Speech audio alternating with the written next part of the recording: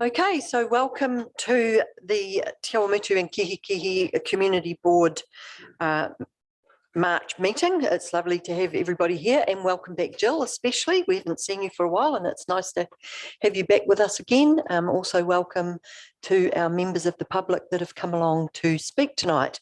I am wanting to start using a karakia at the start of our meeting, and as my computer has had a little bit of a hissy fit, I had opened it on my phone and it's just gone and vanished on me and given me a picture of a whale instead. So that's not a great start after my computer just deciding to do its own thing as well. So if you can bear with me for one moment, hopefully I can get it back. Sorry about this. So, great start to the day. Where are they? I was just here.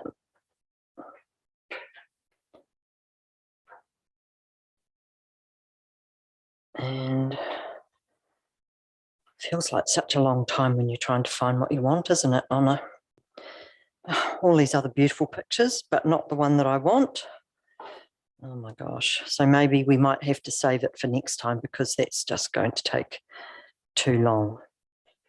No, sorry, I'm going to have to just move on because we can't wait all night for me to find what I did have that's fallen off.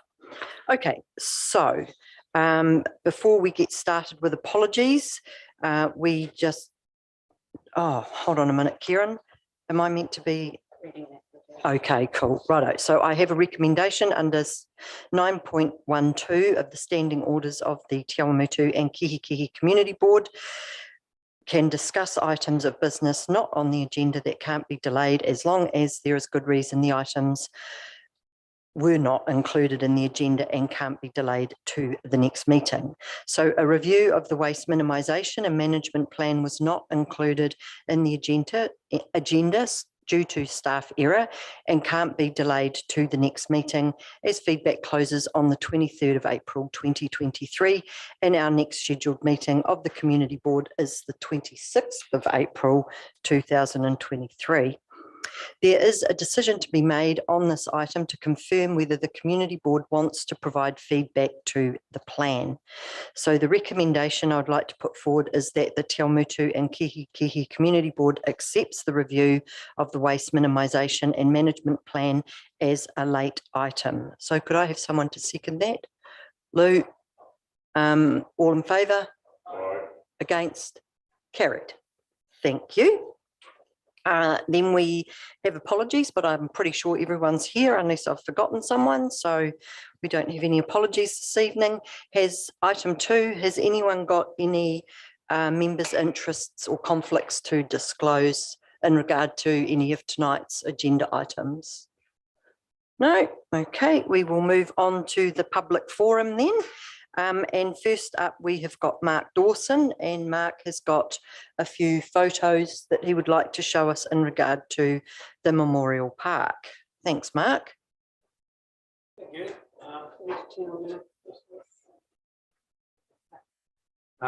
Just to begin with a quick update on the Grow Society progress. We received a grant from you last year. The repairs to the columns have been done. It's just ready for top coating with matte white paint. And there'll be another bloom soon where we can conclude the identification of the actual plants and put names on the tags, which would be paid for in advance. Now, last month we were discussing this image of a suggestion for a curved ramp leading down the waterway. I'd just like to mention that the function of the central 6-to-1 ramp is for various disabilities where there's a graduation where people might prefer steps or might prefer a ramp, but certainly a wheelchair could come down such without departing from company and going all the way there and back. The landing is for mobility buggies or whatnot. It looks a bit large because it's taken from 12 feet up, looking down on a 5-metre wide space. An alternative could be without that central strip.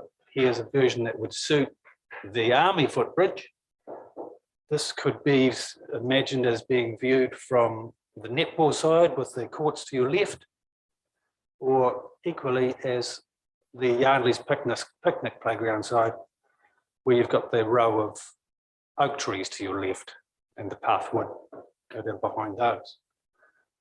And now, as far as departing from the playground goes, here's an image close up that shows the path disappearing to the bend in the river where you could see a heritage sign could be placed within an open area connecting to the stream bend there.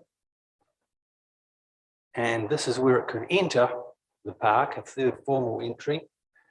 There is an entry archway that has imagery denoting Yvonne Rust's imagery of peace and reconciliation of a shared way of life that you see in the semi-sunken garden. And this is a section also leading on from Gibbs' original plan for paths along both sides of the streams, was an idea where the road frontage for Memorial Park could be renamed by the RSA. And within this image are a number of features that would improve the area with very little expense. Conditional car park with recharge stations, pedestrian crossing, an area for memorials subsequent to World War II.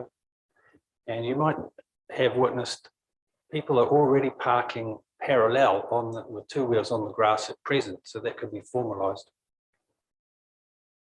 Now, one of Babbage's objectives for the park was that it would be seen as something outstanding from the road as you drive by. And in 1990, the Scent Garden took front stage, which was great, but you'd get a better view of the colonnade from where it moved back, and the people inside of it would have better privacy and quiet, being 3 times further from the road.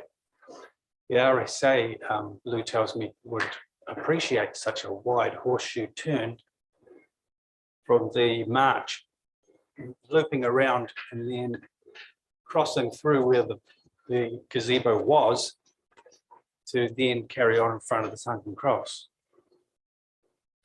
The pergola could also sport a branch off the bend, which would lead to the shared heritage path. You can see a few bikes on the horizon of the view there. Now, if that wasn't there, at present, there's only a quite steep dip and rise up from the fernery. So that would be a bonus for certain disabilities. Here's a close-up of the proposed memorial area for subsequent memorials. I'm thinking this might be better represented rather than a hedge, but with a stone wall around it.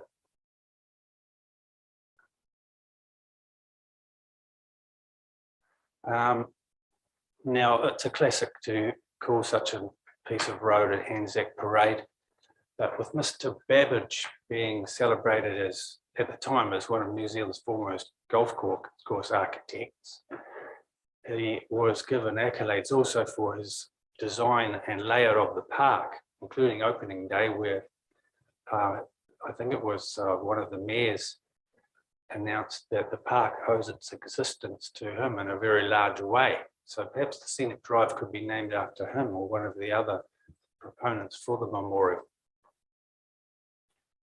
Now here's the current Zion sundial as it is, but I'm thinking affordably, all you need is a few little trinkets, paving and plants, low maintenance setups, and it can make a big difference like that, even behind the stone wall. Now here we've got a view from there.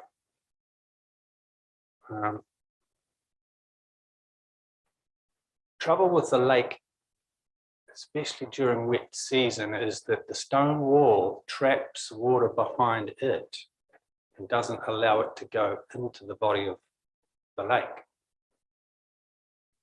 With rainflow, you'll see from the right, getting trapped behind boggy backfill, silt, Also, I should point out that the lake was artificially made in 52. It's an earth bottom lake. It's not leaking from a cement base. It was one of the misinformations a year or more back. Here's a view from, I think it was 79 and 2020. You'll see part of the lake down the pointed end was extended there. The idea is to reclaim that and plant it to a limited extent, according to an agreement, one of the very early agreements of the Memorial Maintenance Committee, and create something like this down that far pointed end.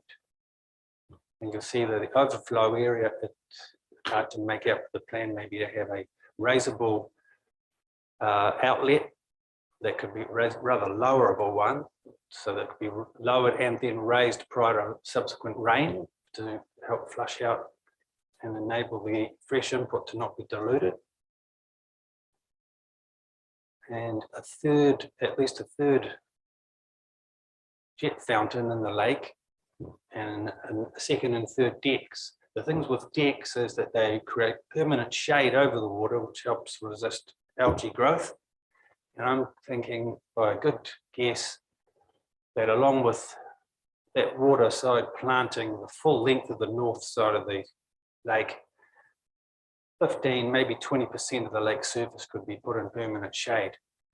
And that perhaps something like that could be rationally tried ahead of completely filling the lake in. Well, I think it's 2/3, but this could be tried as a starter. And that concludes the presentation. My inside 5 minutes. Oh, near enough. Thank you, Mark. A lot of effort's gone into that, and it's great to be able to see your ideas with your talent at photoshopping things.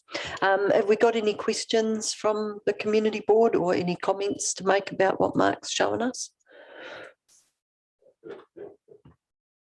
Personally, I think Mark's done a pretty fantastic job, and I'd like to see it come to fruition. But, you know, there's a cost to that, but, you know, I appreciate what you're doing, Mark, and it's nice to see your vision, and I think your vision's bloody awesome. I need to go down there and just go for a wander myself when I get time and have another look at it. Right. Thanks, John. Lou?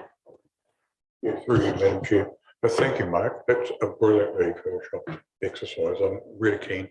From the situation of being an RSA parade marshal, moving that centre garden would be of great significance to us, on the grounds that we could then access in front of the sunken cross a lot easier than we do now, and we don't have to reverse and go back out again the same way.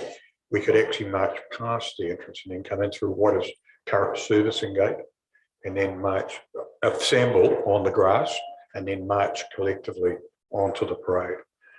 So yeah, I'm very keen.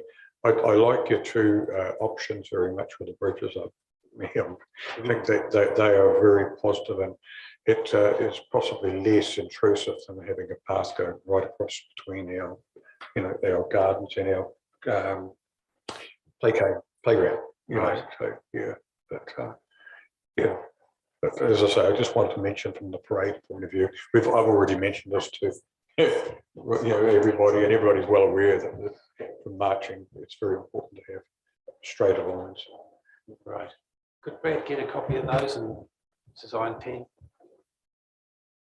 Yep, because Kieran's got it, Mark. So already, yeah. Yep, definitely. Hang on, don't you get too far away. We've got one more question, Sally. It's not a question, but Madam Chair, through you. Mark, extremely well done. Having looked after people with mobility issues, I think bridge number 1 is the highlight, particularly for young mums with pushchairs and the mobility aspect. So bridge 1, yeah, the chairs, it's brilliant. Mm. Thank you. Thank you.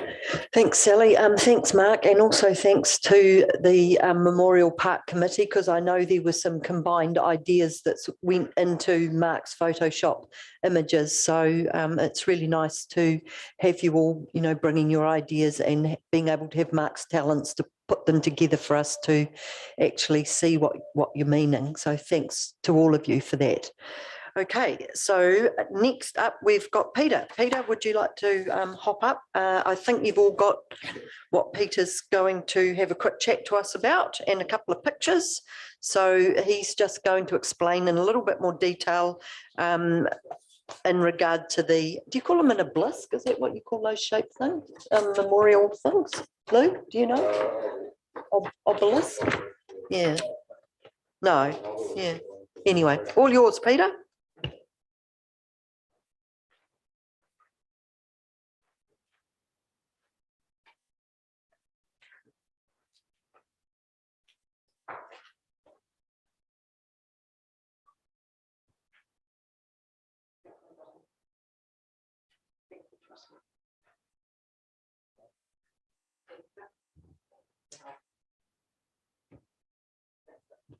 Right.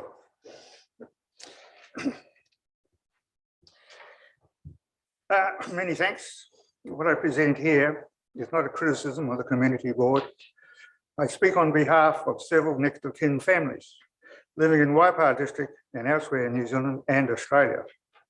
Let's look at some water contacts in Australia. The Waipaha District War Memorial Park solely for World War II, from inception to Katretri. As I detailed last month, the next of kin and descendants of those that the park honours are still the #1 stakeholders. On opening day, they sat with the park, with the bands and the dignitaries. A crowd of up to 3,000 looked on from outside the stone wall and waited till the Christian dedications and the decoration of the park and all its features was complete. Only then the public were allowed in.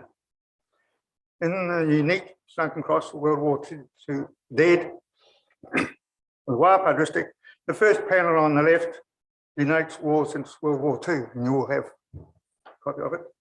It's demeaning. It creates confusion.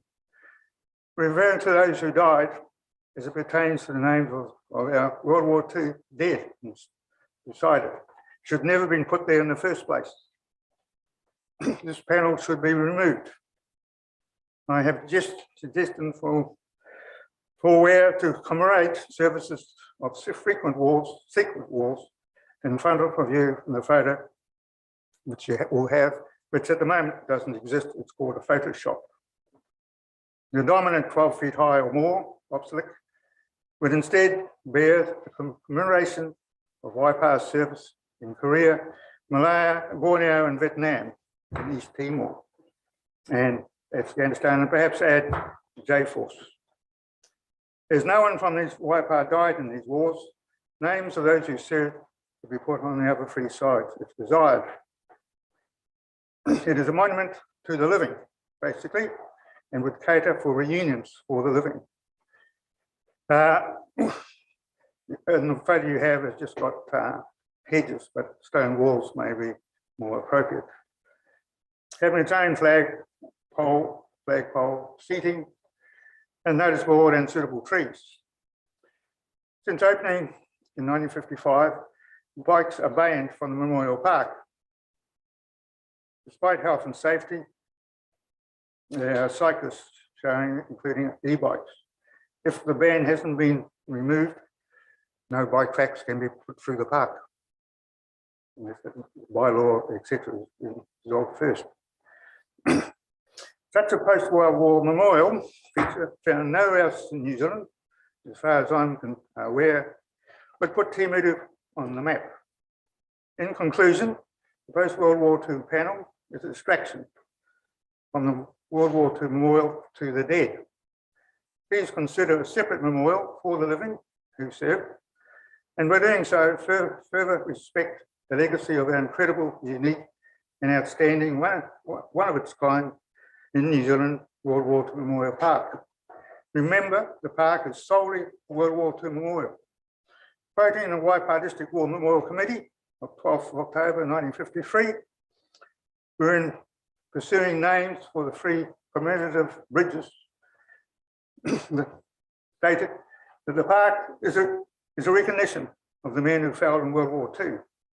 Also remember the next of kin and their descendants are the #1 stakeholders you should be consulted at all times. So that's it. I hope I haven't bored you too much. Thanks, Peter. Again, have we got any questions for Peter in regard to that idea of moving the plaque? Lou, I've have only you got made any like a comments? suggestion. I'm not demanding anything or anything. No, Just in part. it is just simply Perhaps, a Peter, request and a thought. you are proposing that we put another flagpole and a plinth or a obelisk actually up across the road. Is that correct? It's outside the park. Just across the road, yeah. So you're there is a saying that- connection to the park. Okay, that's all right. Okay. It's just a tailor place in front of the memorial cross, in front of the sunken cross. That will deplete, of course, the car park area that we already. Oh, no, park could still be there. I've only just made a suggestion. There may be a better place to put it. I just thought that's for the obvious one. Because there's been a program being participated right at the moment where we're actually upgrading that, because Vietnam is 50-something years away, and there's been 4 deployments since then. That's right. And we've got 40, I think it's 43 at the moment, young veterans living in this area. And we just, as I say, they need somewhere to, that they can identify with.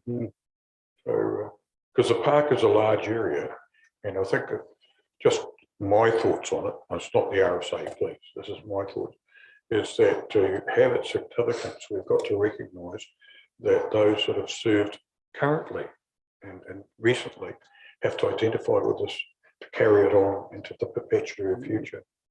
Because I think really strongly, if we don't, those of yourselves that with your next of kin that you're talking about are going to age and leave, and we won't have the enthusiasm that we've got now to retain this identity as a memorial park. And over the years, we'll find that it could be, not kept up to the levels that it is at the moment. That's just my personal thought, sorry. Yeah, yes, well, I've just suggested across the road, but there may be a part in the park where it could be put. Would you, just an open discussion, if you don't mind. It's not interesting. I like your ideas. I can understand where you're coming from, but would you not consider that the memorials that you're talking of next to kin, okay, this is the only plaque on the top part of the cross, on the head of the cross.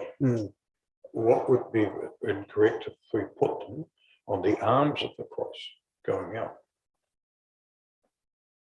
Yes, it's a good idea. Why I'm saying this is that I think that we don't want to demean them in any form, manner, or means. However, is there anything wrong with this? Say this one plaque being removed and put into the arms area, which it can be so easily done, and you can actually identify that you've already got the flag pole there at the end, and if you've got the marker where we lay the wreaths right in the middle of that head of the cross, for the World War II gentlemen and women, would it demean it in any way?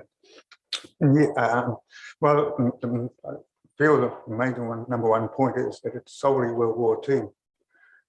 Yeah, but not that you're saying the whole cross. Well, all the donations and everything was done, all put together, and on the understanding that it was solely a World War II one. Okay, I accept your reason. I'm not going to argue the reason. Yeah. All right. Just looking at something logical. Thank you. Yeah, thanks, Lou. Thanks, Peter. And we will just double check that bylaw because it is probably something, because I do remember seeing signs when they did the Pioneer Park that there used to be signs that said no bikes. And there was a bike, But, yeah. bike rack there and everything. Yeah, but we will Because bikes were definitely banned. just suss it out so that we're it's only not doing it. it's only this Sunday dawned on me that there was a bike ban. But that should come up fairly soon because we've got the public places bylaw coming up for review shortly. So that will come up. So we definitely will have a look at that and we will discuss this a bit further. So thank you. Angus, you wanted to have a quick word. So when Peter's got his bits and pieces, we'll welcome you to the table.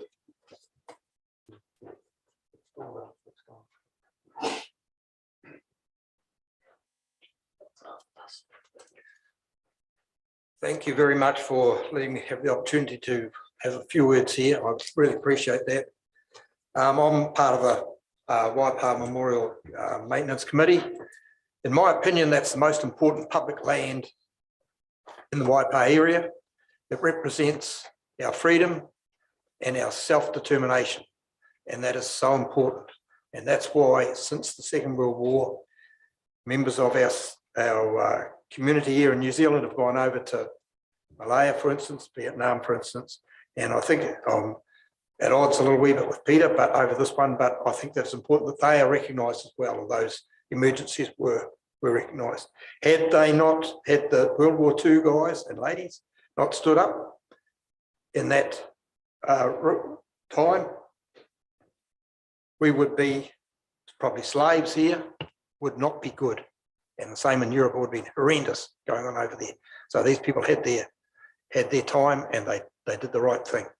And I think that land must be kept in perpetuity as a memorial to the fallen.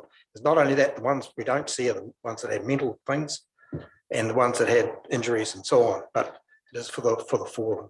So appreciate being able to do this. I'm just backing up our guys and just keeping it in the forefront of the public that it's a very, very important area, public area for our area. Thank you very much. Thanks, Angus. Appreciate that. Has anyone got any comments or questions for Angus?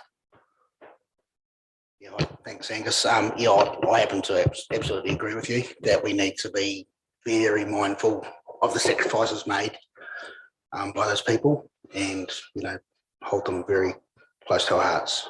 Thank you. Thanks, Kane. Thanks, Angus. Oh, can you just switch that button for me? Yes, thanks, Angus. And I'd just like to reiterate exactly what I said to Peter earlier, that by having the younger veterans actually included would help that perpetuating. I can see that side of it, definitely. Okay, thank you very much for your participation and bringing the Memorial Park to our public forum. It's always good to keep it top of mind. Okay, let us move on with item 4, which is the confirmation of the minutes on pages 6 to 12. And unless anyone's got anything else to amend or comment on, I would like to move that the Awamutu and Kihikihi Community Board confirms the minutes of the meeting held 22nd of February 2023 as circulated, with the agenda as a true and correct record of proceedings, with a correction noting that public forum speaker Peter Fletcher was speaking on behalf of the next of kin descendants. So if I can have someone second that. Thank you, John. All in favour? Against? Sorry, a mental block. No, carried. Thank you. Okay, next up we have item 5, which is the Te Ara Rimu Kihikihi Pathway Project update, and we've got Eric Vanderweel here with us. This is on pages 13 to 16. So Eric will let you take the floor and then we'll move the motion afterwards. Thank you. Thank you, Ange, and members of the community board. Just a very brief update report on the project. Yeah, if I can take the report as read, and I'm happy to answer any questions or discussion. Okay, so do we have any questions or comments in regard to the proposed plan? Sally? Yep. Madam Chair, Oh, sorry, Jill. on the green signalised pedestrian crossing, so at the Ahuaki meeting at the school, I remember Dawn Ellis talking to you, and the public had come up to you, and it was very, very interesting because they talked about a manned crossing at that point. So I was just wondering what, whether this is actually finalised, because I'm not really familiar with this, but it was talked about a man, and that would get more community involvement and people being there. The other thing too is I know there is a positive with manned, I believe, with regards to control, observing the traffic and as opposed to a signalised system, but you know better than me, but I was sort of aware of that. Thanks, Ella. Yeah, so what that was, so we're proposing pedestrian traffic lights on Whitmore Street, and the feedback from that member of the committee was that there's positives to actually operating like a care crossing, which is like there's actually, I think there's a member of the public or one of the parents actually mans it and helps the kids use that crossing. That's my understanding. So this is a concept plan. So that's the sort of feedback I guess we just encourage. And I think the balance will be that at some point roads get so busy that traffic signals are the right answer. The other dynamic for this one, we will just need to have a look to see what likely use there will be outside school hours. But it could be an option that we construct a really good care crossing that the school can operate. That is an option that we could consider. Jill yeah, and then I'll come to you, Lou. Yeah, good evening.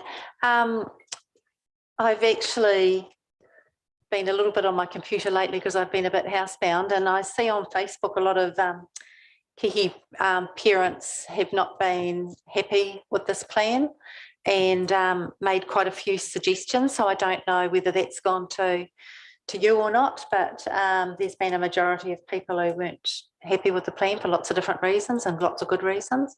So how much talking have you actually done with the actual community out there? We've done a lot of talking. So we've had I forget the date, we had 2 open days, one at the school, one at the hall. We did a letter drop for everyone impacted by their work. And our website has that link to a survey form. Anyone can just write in. So we haven't finished compiling all the feedback, but early results show that over 65% are very happy with our proposal. And out of the 35% that are less so, there is discussion regarding the cul-de-sacs that we're proposing and the quantum thereof. So we have recognised that, and we're going to reach out to those people and have another meeting to discuss it in more detail. So with regards to Facebook, I think our comms team will keep a track of that, but we're not treating them as submissions. So a random Facebook comment is not something that I think we would incorporate in our No, that's fine. It was mainly the cul-de-sac thing, and there was probably quite a few people commenting on that, and so that's fine. Yeah, it was just quite a lot of people commenting on it, so I was just wondering about that. Thank you. Yeah. Thanks, Jill. Lou. And then we'll come to you, Thank you, Eric, and a well-presented report again. Getting quite used to yours. At Urban Mobility, I just want to relate to everybody that as from Te Awamutu, there was only one person there. We were actually outnumbered by the Cambridge people, and I was the only person there. So it is important that we want to get this through and present a case accurately. We do need more representation. The cul-de-sacs, I think, are something that is always going to be a bit of a sticking point because it's an unusual thing to do. You've got 4 streets virtually cut off, sides. They've got to reverse and go the other way. But I do think that we had to have that open day that we've talked about, Eric. And I think we're talking to the town hall, aren't we, at the moment? I think so, yeah. Yeah, I'm talking to town hall. I've actually talked to Kihikihi ratepayers and residents, and hopefully next Friday, I thought was the date that you would be available. Liz Stolwick said she'll come if she gets an email. So I think if we can get the people there and enough people out of our community board, we can openly discuss this and listen to everybody, because I think that's the best way to actually present this and try and resolve any problems. Okay, thanks, Lou. Kane. Yeah. Thanks, Eric, again for your report. Yeah, just on these cul-de-sacs. So I've done a fair bit of cycling myself, and obviously driving around, and also I'm frequenting somewhere where they've got a cycleway right in front of their exit and entrance. And I'm just wondering why we need the cul-de-sacs at all, to be honest, because it's a matter of attention as you're going out. So it's basically a change of mindset when you're around these cycleways. So I appreciate the intention of it, and I understand why you would do it if you're going to be completely safe. But I think it'll be great to get the feedback and get that incorporated. And if people are happy with it, like say 65 or whatever, that's a different story. But that would be sort of where I would head with it personally. But I just want to pass that on, really. Yeah. In the early considerations, the real reason for the cul-de-sacs was because it's feeding a school, and it was felt that for the junior students going there, rather than have them actually braving these intersections, that they would be able to transit without problem. And this is one of the objectives of urban mobility, is to get people not getting taken in cars and be safe to get to their objective. If I could just add to that, Lou, so the reason we did that was it reduces completely a conflict point, and it is for walking and cycling, and so it just eliminates that conflict. It's and in the plan, I think we're proposing 6 or 7. It would be good to get feedback specifically, like is there any one that we've got wrong, like that we may need to reconsider. I would say the one on the southern leg of Rollinson Street, there's an existing car crash issue at that intersection. So that has an additional safety benefit there. Even though it doesn't actually facilitate the cycleway that much, it's still, that footpath is still really busy, and it just makes that busy intersection a lot simpler. So yeah, the alternative to a cul-de-sac, so in Cambridge, we had a similar issue on Hamilton Road. So we constructed the cul-de-sac with an exit leg, and that's probably satisfactory, but it's not ideal because you get issues of compliance, people going the wrong way up that exit leg, and you get that, 1 in 50 cars will just fly through. That's the vast majority of people slow right down. And then a step back from that is where we just have a crossing point, but where the footpath and the cycleway are at the same level the whole way through, and the car has to bump over it. And that's what we've got on one of the projects in Cambridge as well. So I guess what we've drawn up as a concept is the ultimate in the ease of true urban building. But there's room to talk. Just want to say that's really good to hear that flexibility. Yeah. So thanks for that. Okay, so has anyone else got anything further? I just wanted to clarify the submissions process has closed though now for this, didn't it?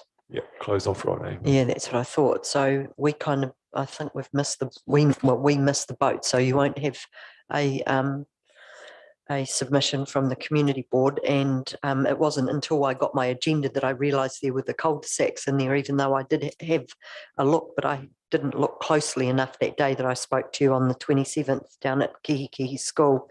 So for me, I was a little bit concerned about how many cul-de-sacs, like Kane could see where you're coming from, but there was a comment you made in regard to those raised, and I believe the one where the school kids go across, that's going to be raised. Have I got? Yeah. Yes, we call it a raised safety platform. So the raised crossings or pedestrian crossings, are they really expensive to put in? Because I note that Hamilton City are putting a lot in all around there.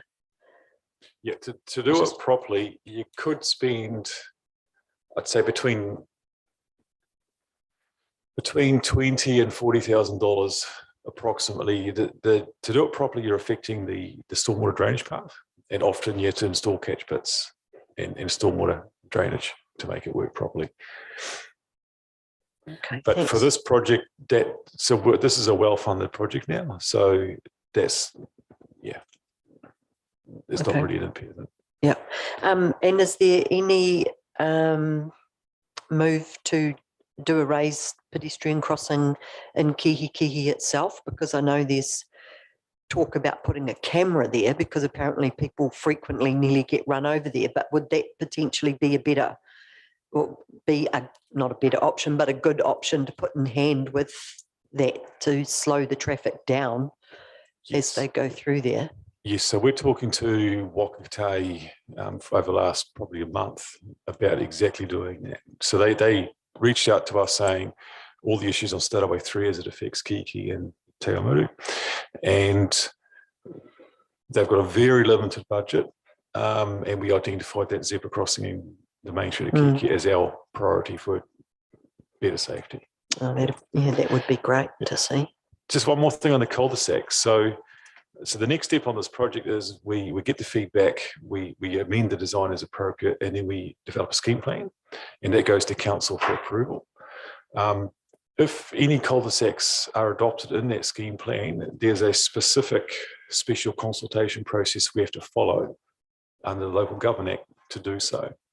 So there will be another bite of the cherry in terms of any feedback or consultation on the specific cul-de-sac issue, if that forms our scheme. Okay, thanks for that. That's good to know, because the one thing that struck me is, you know, like Kiki being so, what do you call it, when it's all nice and square and it's easy, grid, thank you, being very grid-like, it's really easy to get around. And I suppose looking at it from a patrolling perspective, you know, like every time we try and go down a street now, we're going to go back and around and you know, from a police perspective, for them to get to streets, they're going to have to go the long way.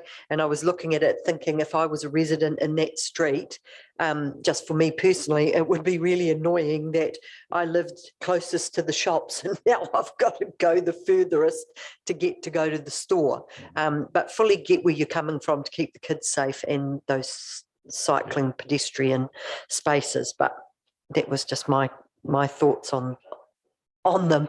Yeah, jump on my bike. Exactly. Okay, so are there any oh, Bruce has got something. Eric, what's how's it funded, the split between council or ratepayers and Waka? You couldn't. Yeah, so it's more or less 2 to 1. So for every dollar we spend, Waka contribute $2, more or less. Yeah. So Okay, if there's no further questions, can I please get someone to move that the Te Awamutu Kiki Community Board receives a report of Eric Vanderweel, Program Engineer Transportation, titled Te Ara Rimu Kihikihi Pathway Project, update document number 109714008. Sally. Second, Bruce, all in favour? Against? Carried. Thank you, Eric. That was awesome. Oh, okay. And I believe we've got Graham sitting in somewhere out on the internet. Oh, there he is. Hi, Graham. Lovely to have you. And Graham's just going to take us through the draft schedule of fees and charges for the 2023-24 term. And these are on pages 17 to 84 of our agenda. So all yours, Graham. Okay, thank you, Chair. Good evening, everybody. I hope you can hear me nice and clearly. I'm not actually going to go through the whole of the schedule of fees and charges. That would really try everybody's patience.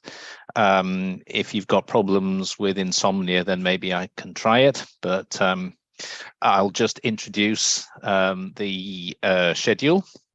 We're now open for submissions, and submissions close at 5 p.m. on Friday, the 13th of April. So we've got some time yet for you to go through the schedule and put together a submission.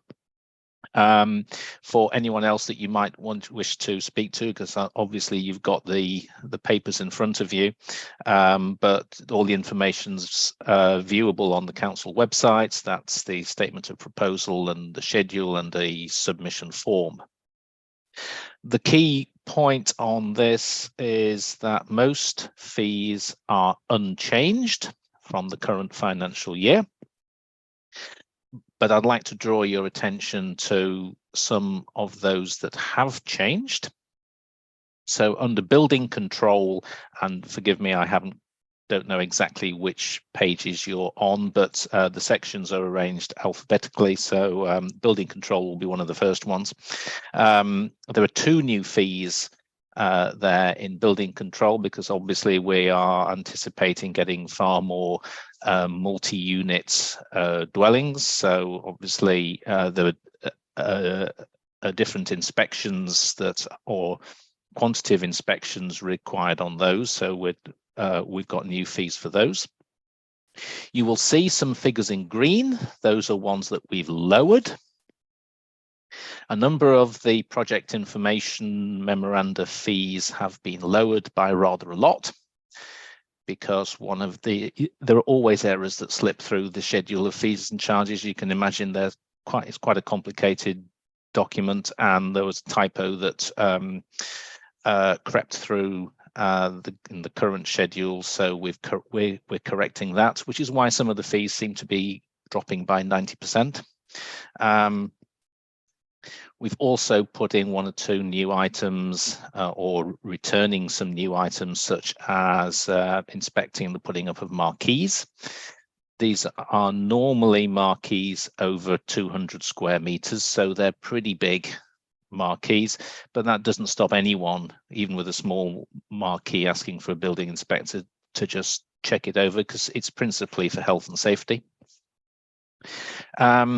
Number of fees in the service delivery and bylaw areas have been increased by up to 5%. That's still less than the rate of inflation. And there's a new fee to recover costs for enforcing food safety plans. We've in the library community space, this is the Awamutu library, we are lowering some of the fees for some of the services to bring them into line with similar services elsewhere in the district. In council facilities, it seemed a bit strange that depending on where you are, you're paying different amounts for the same thing. So we're trying to align that this time. And then the library fees. So we are proposing, because this is all proposals at this stage, to remove the charges for all overdue items, which is part of a movement that's happening across the world and across New Zealand. Because charges have been shown to inhibit people bringing library items back if they are overdue. So research has shown around the world that removing those charges, and people will quite happily bring the items back if they're a day or 2 overdue. Now, there's one thing that I'd like to draw your attention to. It's on page 16 of the schedule. Again, it's under libraries, and it's exactly the same as the library overdue fees. In fact, it's on the same table. I think it's on the same table. Let me just double check that. It is. It's the bottom line on the overdue charges table. And that talks about lost and or damaged materials notice. Now, we've actually dropped that fee to nothing in the draft schedule. I'm told that is not the intention. So if you decide you want to put in a submission on the schedule of fees and charges, and you decide that you oppose the removal of that charge for replacing lost or damaged items, then that might be appreciated by the staff, because it saves them putting in a submission instead. So if you happen to spot it on page 16 and happen to oppose it, then I'm sure we can find a way around how we deal with that. I can't tell you, of course, what to write, but it's something you might wish to consider. So that's my intro to the fees and charges. Thank you. Okay, Graham, I think we've got that loud and clear. I hope it wasn't recorded. Has anyone got any questions for Graham in regard to the draft fees and charges? Kane? Just going back to those library books, what's the amount of non-returned in that research, Graham? So people not returning at all. For example, I've taken out a book. I love the book. I'm not going to get charged for it. I'm never bringing it back. Well, if we happen to find a way of putting that charge back in for lost and damaged items, then you will still be billed for it. And I believe that you've only got, I think, up to a month's grace before you start getting invoiced for items. I believe that is the way it works, but Brad might have more of a more detail on that one. It's his service. So I don't have any specific detail of our amount, but the research that they've done in our library terms of linking into it is worldwide and seen a really good uptake. In fact, a lot of the libraries in New Zealand have moved to this fine-free sort of system and seen a lot more better uptake of books coming back in. Often people can either not afford sometimes to pay the library overdue fees that they've got, or there is, of course, conflict at home, or some whakamā shame about having to do that. So by removing that, people, the libraries around the place are finding that getting a lot more uptake of library services. So anecdotal conversations I've had is from people who are recidivist overdue. they would engage more with the library. So that's cool. One query I do have looking at that whole issue though is that can't recall exactly where it is, Graham, but the libraries have found $18,000, I think it was, just out of the budget. Totally appreciate that they can do that, but could we not have done that earlier so we could save on the rates, or where did that money actually come from? So we've taken the time to through Madam Chair, taken the time to look to see where we can save some money in our services to allow for this to happen, and that's where we've taken a bit of a hard look at what we're doing, and we've found things like we're not posting out letters and things like we used to back in the old days. So those are some of the costs that we're saving. It's sort of little bits from a lot of areas. It's not wholesale changes. It's not going to affect level of service or anything like that. Not trying to be overly critical. I guess I'm just saying rates are going up. We want to watch every, not, you know what I mean, within reason. We want to be really careful. And it just, we've just found $18,000. You know what I mean? That's, I guess I'm just highlighting it really. That's all. Yeah. It wasn't easy, Kane.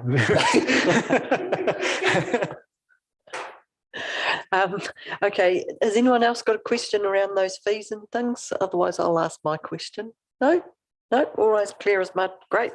I'm just wondering in regard to, I'm not sure if, Graham, you're going to be able to answer this, but in regard to that marquee erection, it's going to be compulsory to have a building inspection over 200 square metres, from what you're telling me, yep, and optional for anything under. Yep. How does that impact people putting up a marquee in a public space? So, for example, if the Chamber of Commerce does the blackout again and they want, and Waipa Networks come along and want to put up a marquee to give away light bulbs. Obviously, we'd need to look at the size of the marquee. 200 square meters is actually quite a lot, and I wouldn't mind betting it's bigger than the room huge. you're in. But I wouldn't mind betting it's quite a lot bigger than the room you're in. possibly even half the floor of the building that you're in. Then a consent is required anyways, hence the inspection. It's voluntary under that, so I believe, and bear in mind that I'm in the somewhat unenviable position of being the editor of the fees and charges, not the setter of them, or the reasoning. But as I say, I believe that anyone can actually request an inspection, even if it's only putting up a gazebo over the deck in your back garden. You wouldn't, almost certainly not for that amount, but you could.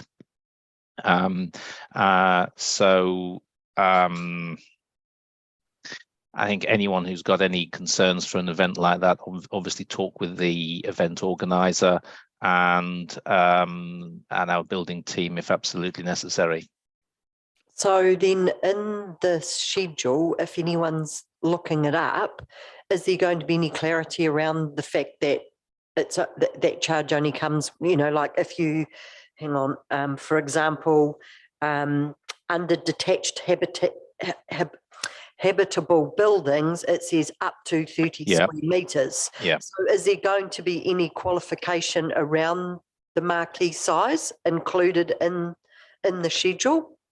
That not be sensible, so people know, and I mean, you might say 200 square meters is compulsory, anything smaller can be optional, but then there is that hairy bit of around public spaces. Is the rules going to be different regardless of size if it is in a public space? I know that's probably not your call, it's probably, I'm not sure the event team would hope, or health and safety people, no doubt. I think that if you feel, because we did kick this around a bit in committee, and I think if you feel that there should be more qualification on that line, then by all means include that in any submission, and we can certainly take a look at that. It's easy enough to do, I think. Certainly in terms of saying something like required for over 200 square meter or something like that. Awesome, thank you. Was there anything else? No, all right then. We will move the acceptance of your report. So can I please have someone to move that the Te Awamutu and Kihikihi Community Board receives the report of Karen Phillips. Oh, wait a minute. That's meant to be of Graham Pollard. We got the wrong name there. Titled Draft Schedule of Fees and Charges. I'm just reading what I'm told. 2023 for 24, and B, approves to put a submission to the draft schedule of fees and charges 2023-24 with final approval by the chairperson. Could I have someone to move that, please? Kane, second. Jill, all in favour? Against? Carried. Thank you, Graham. Thank you, Chair. Head off and have a lovely, relaxing evening. Thank you. Well, thank you very much. But before I go, if I can just answer a question that came up in the public forum regarding, I think it was cycles in parks and the public places bylaw, if I may, just in terms of the draft of the public places bylaw that we have at the moment.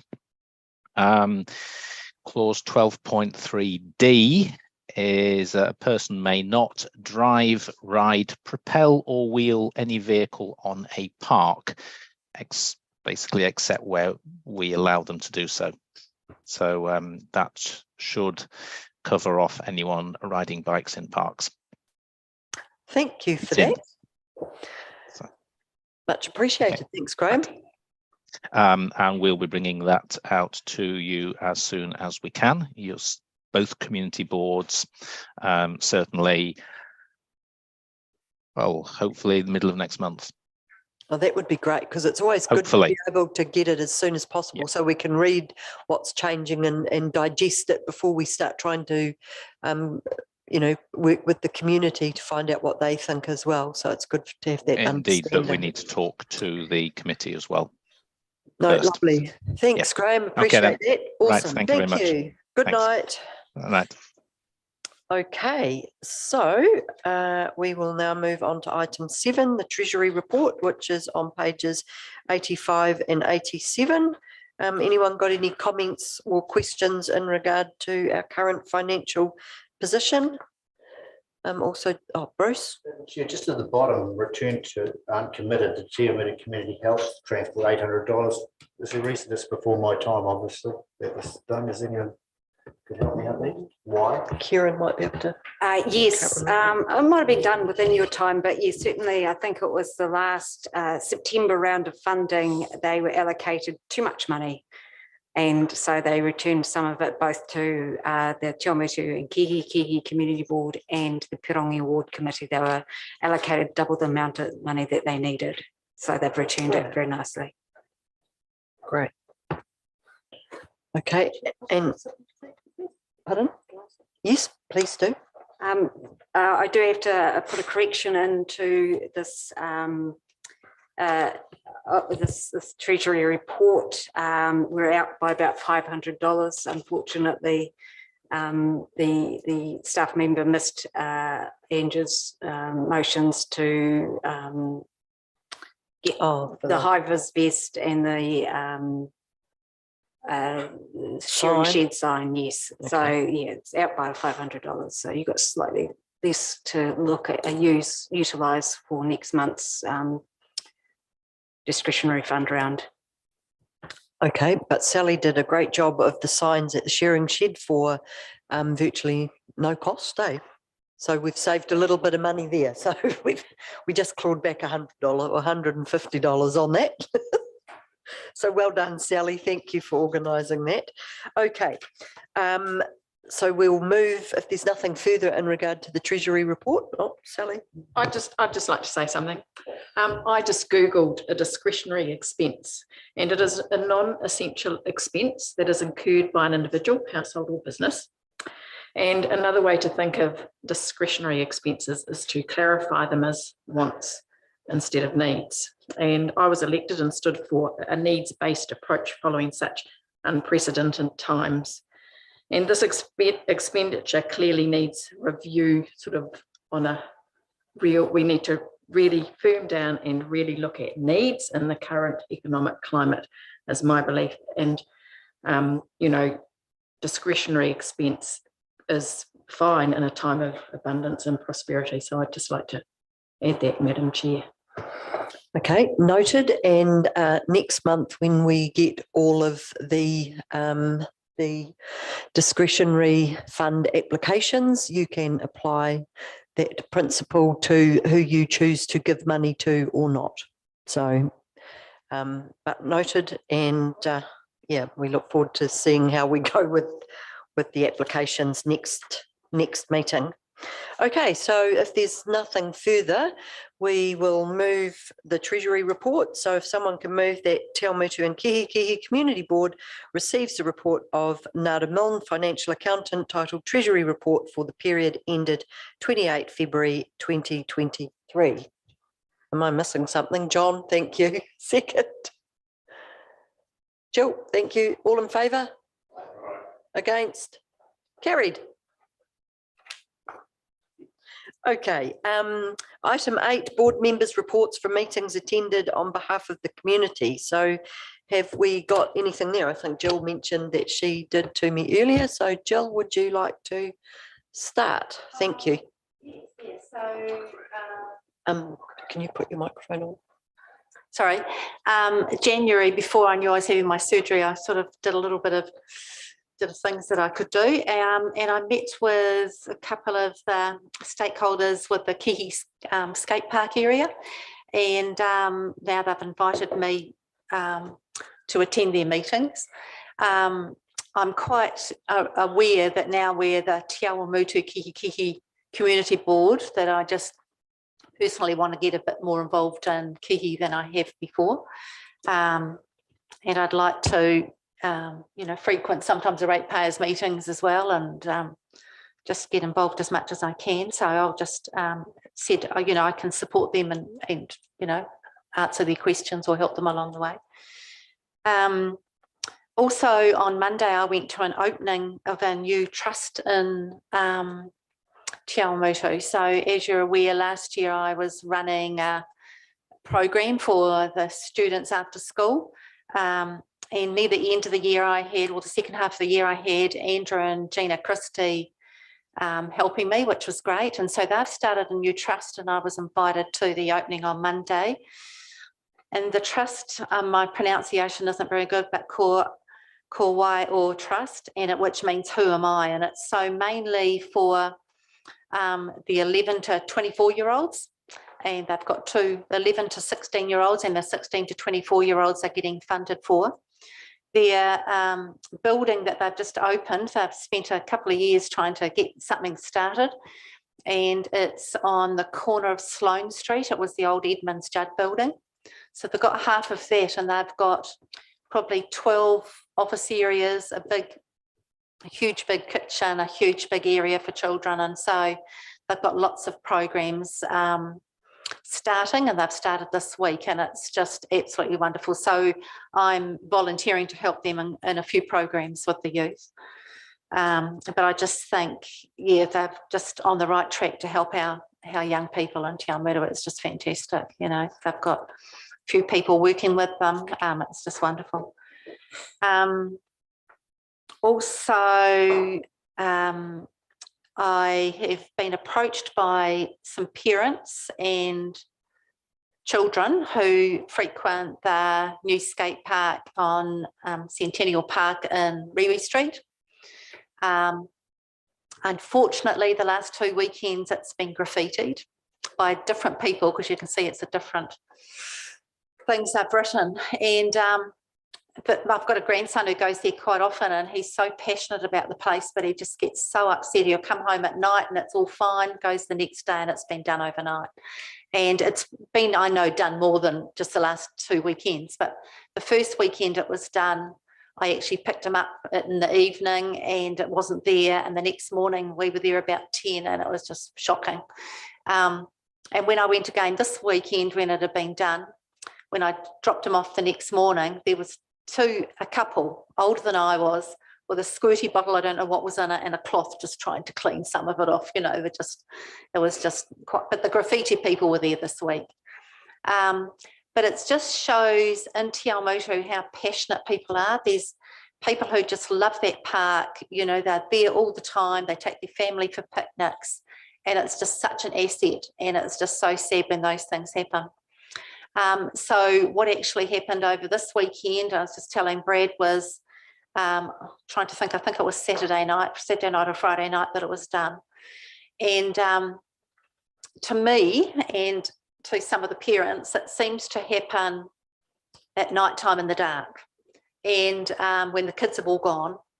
And so my grandson actually was on Facebook, and someone happened to, I don't know whether it was a general thing or sent him the picture, I don't know, but they sent a picture of the person who was doing it. And what they'd done in the big bowl was lit a whole lot of leaves so they could see what they were doing, and were writing and graffitiing in the skate bowl as well as other areas. And I thought, goodness, the first reaction for me was, if the aerosol can caught on fire, that was the end of them. You know, it was shocking. But they were, you know, doing this work. So I've actually took that straight away. I got it sent up to me on Sunday, sent it first thing Monday morning. I was at the police station, and they've got the photos now and the people who it was done, what time it was done, and, you know, they were going to action that straight away. So that's really good. So I'm pleased that the community are doing that. In fact, when my grandson sent it to me, he said, quick, take this to the council on a Sunday night. But I went first thing Monday morning to the police, and they said they'd let the council know. But they were onto that.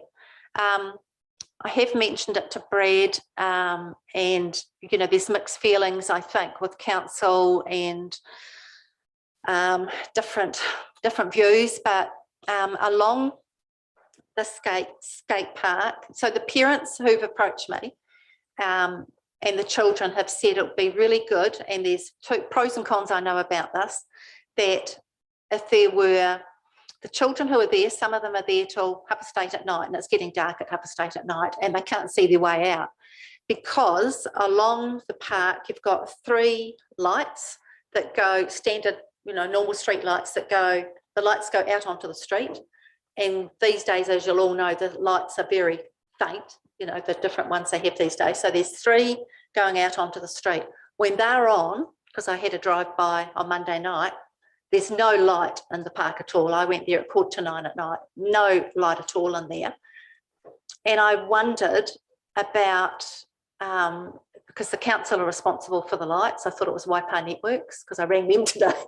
But they said the council, so there's a lamppost with a light going out here. I wondered about a light going this way on those 3 lights. And the reason I wondered was the graffiti, and it's only my thoughts and the thoughts of these people who talk to me, when it's dark at night is when they're trying to do it. And because it's right on the street front, I would have thought if there was lights shining and there was people doing it, people are aware and they're going to tell the police or they're going to do something about it. But when it's dark, you can't see what's happening. So it was just a thought, Brad, that whether on those lights we could put something going that way for 2 reasons. One, to stop the graffiti, hopefully, and because it must be a huge expense to get the graffiti people out to clean it all the time, but also for those children who are just finishing at the end of the dark, that they can see their way out to come as well. So it's just people who've approached me and just on that, Jill. So I go down there a lot with the kids. Fantastic facility, and I've spoken to a couple of the older skater guys as well, and they just love it. They reckon it's just fantastic. But probably potential unintended consequence of the lights is that you'll get more skating in or like 24 hours a day. That's the only issue to think about, because then you've got the neighbours who will be listening to the skating. So you might be fixing one problem and solving the other or something. Just a thought on that. Yeah. Brad? Yeah, but good through the chair. So what Jill did in terms of reporting to the police, the vandalism, that's 100% the right thing to do. Any of that stuff that we can pass on to the police as soon as we can really does help catching these people sometimes. So thanks, Jill, for doing it on Monday first thing. Yeah, take on your point, and you're right. It is you're either in either camp. And as Kane mentioned, we do need to consider some of the reverse sensitivities of the park. We did consider lighting when we developed the park as to whether we would do that. But we decided at the time we wouldn't because of those neighbouring residents. Also, sometimes when you do put lighting, you draw people down there after hours that you don't want to be down there to do some not nice stuff, antisocial behaviour and things. So, in fact, in that vein, Auckland City Council actually took out about 4 or 5 years ago now, took out a whole lot of their lights out of their parks because they were creating areas that people were loitering or creating shade and walkways and things, which it gives a false sense of security. People see lights and think, oh, there's not going to be around, but with lights comes shade, and so people sort of hang around in those. So lighting can be a great asset, but it has to be in the right spot. And we considered that the Centennial Park, later at night, there's a low traffic volume through there, and so the passive surveillance would be reasonably minimal. And so that's why we decided not to go with lighting down there at the moment. In terms of security, we do both the Cambridge Skate Park and the Te Awamutu Skate Park are planned to have a security camera installed on site. So that's going to be part of the work that the transportation team are doing with their cameras in the CBD. So that's, yeah, there is plans to add that security function to it. Thanks, Brad. Has anyone else got anything just on that skate park? Because before we move off there, I've just got something to add to that. But Lou, have you got something in regard to the skate park? Yeah, with the skate park, I've had quite a few complaints from people about no pedestrian crossing down there. And we've actually brought that up at council. So that is being addressed at the moment. And I had a contact from Jason from Transport, and that is definitely on the way. They're talking about a pedestrian crossing put in with lights and controls. The amount of traffic, heavy traffic, stock trucks, milk tankers, all the rest. And one of the key times is probably about 3:30, 4 o'clock in the afternoon, and all the schools are closed and people are walking down there with their skateboards and their bags and packs and going across the road, and it's quite blind on that corner. So yeah, so that is progressing. So it's in the loop, and hopefully we'll get some result on that soon.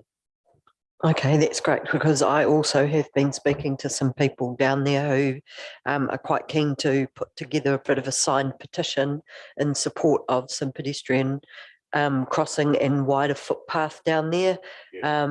Their comment was that they've had kids nearly run over, people flying out of Station Road, you know, even though they were meant to stop, but they just don't, and they come whipping around that corner.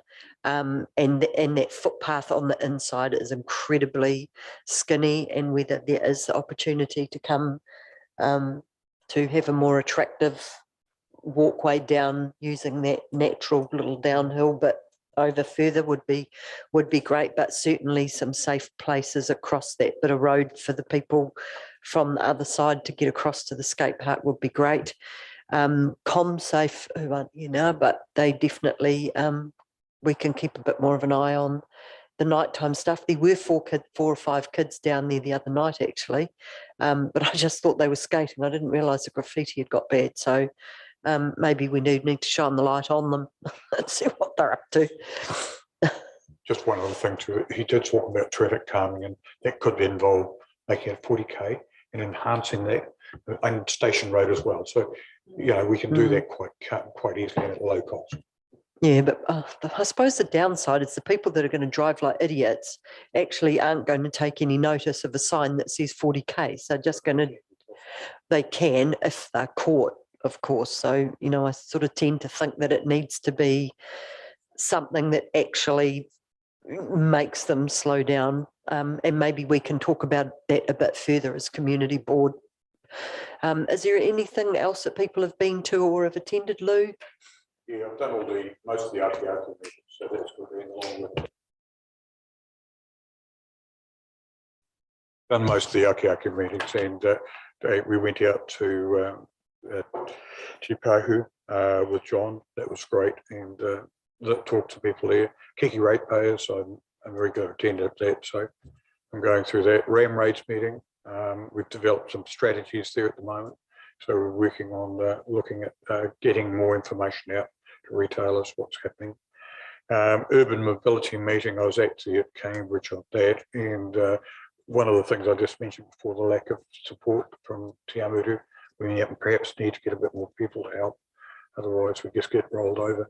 And this last thing, I'm holding over 50 kilograms of batteries already.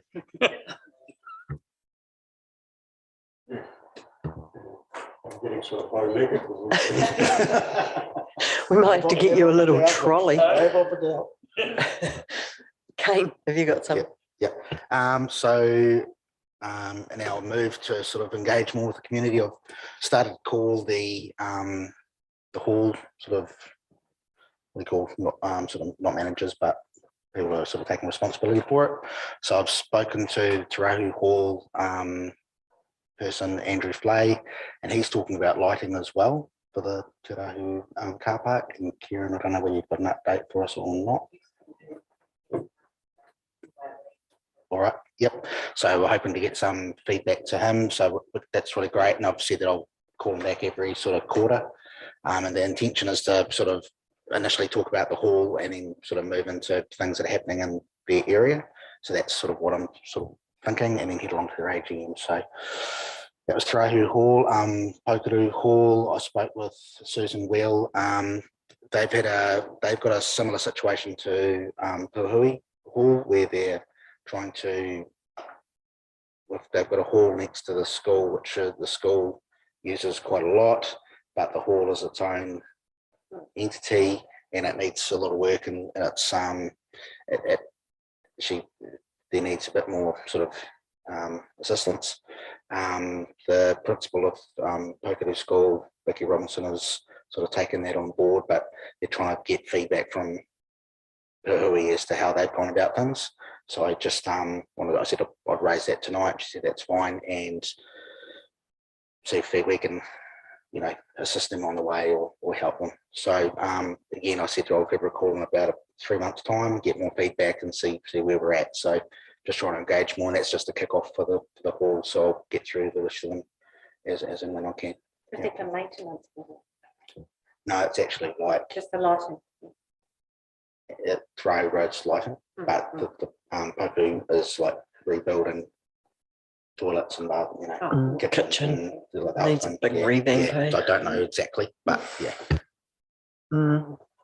So thanks for it, Kane. That's really good to touch base with them. Jill, have you So got? just ask a question for Kane. So Kane, if the school are using the halls, they must be paying something for the usage of the halls through the ministry. No, I'm not sure of the Yeah, actual which could go. agreements.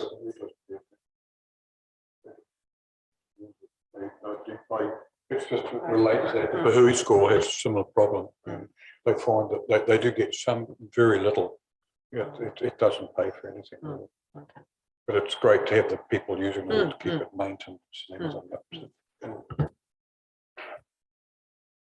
Okay, well, I've got nothing further to add tonight, so we will move on to item 9, which is the date of our next meeting, which will be Wednesday, the 26th of April, and not the 27th, as is in the agenda, at 6 p.m. And then finally, item 10 is our late item, which is the review of the waste minimisation and management plan. I assume everybody's had a chance to read through the report. I personally felt it was important to include this. I mean, it's one of our goals that we've got down to participate in waste minimisation, and it would seem to be a definite oversight that we don't make any comments if waste minimisation is one of our 5 goals that we've set as part of our strategic plan. So has anyone got any comments or objections to doing a submission or anything they would like to add in regard to this? Otherwise, we'll just move it. No? Okay. I think we definitely should do a submission. And I think that, as a part of our strategy, I agree with you. Yeah. Great. Okay, so let's just move that. So I'm happy to move that the Te Awamutu and Kihikihi Community Board receives a report of Kieran Phillips, Governance Officer, titled Late Item, Review of the Waste Minimisation and Management Plan, and B, approves to put a submission to the draft 2023-2029 Waste Minimisation and Management Plan with final approval by the chairperson. So can I'll get someone else to move that, seeing as it's going to be me. So Sally and second John, all in favour? Against? Carried. Thank you. So that draws our meeting to an end for this evening. So that was included in, yeah, we did that already. We've moved. So for the library fees? Yeah. But we moved that when we did it. So, yeah. But you don't do it like that? No. Oh, that's fine. Yeah, no, because we'll be here all night. We've got a whole heap to do, so. Just, yeah. Madam Chair, just before you close the meeting, I think this is meant to come in under reports from meetings and things, but just talking and with regards to the community and what have you. And on the 7th of March, we know that the rates were increased by 6%. And we know that there didn't need to be consultation because there was nothing changed in the long-term plan. I understand that completely. However, what is known as significant wasn't able to find a significant definition. And the special consultative procedures should be, the residents and ratepayers approved the projects in the LTP on the basis of I think it was a 4% rise, rate rise. And if it was known that the rate rise of 6% was needed to fund these projects, possibly those proposed projects would be deferred or cancelled, or reductions in levels of service so that rates increases could be constrained. And just knowing that, the times that are ahead and the economic times, is there a way of doing something or consulting with our community? That's going to have to be a question put to staff probably, or council, as it's not an agenda item, we actually aren't at liberty to discuss that further. It needs to be a motion or brought to the table as part of the agenda. We can't go any further with that right now. So, But Kane, sorry, Ange. So when Ange was able to speak to the SPMP meeting, so Yep, strategic. Yep, we did raise planning. that, we're concerned around the rates increase, Mm. and that in terms of being able to look at asset sales and costs and those sorts of things. So as a community board, we have actually voiced that opinion. So I think, and the councillors or staff might be able to point out where it is, but the increase was, I think it was 3.7 and an increase by 2.2 to up to about 5.9, which is less than what was necessary to trigger that consultation. So I think we can disagree with it, but it was within their bounds. That doesn't necessarily mean that we can't request feedback from the community as to how and what they think we should be potentially changing. I mean, it's an open forum, right? That's my take on it. But I just wanted to give that context that we had. The board has actually said that, yeah. Yeah. Anyway, we can't do much with it tonight, unfortunately. So on that note, we can close the meeting at, can I say 7?